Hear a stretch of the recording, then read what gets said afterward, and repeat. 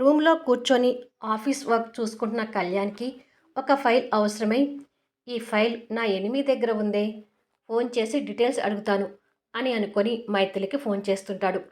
Maithili phone రూమ్లో bed మీద ఉంటుంది.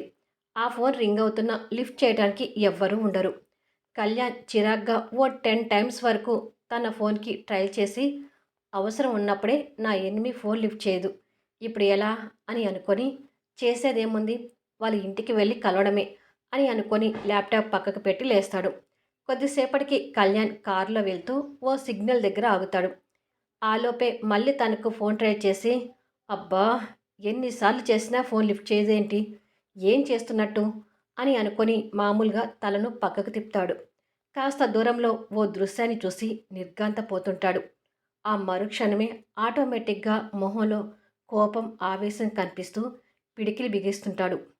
మరి కళ్యాణ్ ఏం చూసి అంతగా కోపం తెచ్చుకుంటున్నాడు అనేది ఫుల్ వీడియోలో చూడండి. స్టోరీ నచ్చినట్టయితే దయచేసి లైక్స్ ఇవ్వండి, కామెంట్ షేర్ చేయండి.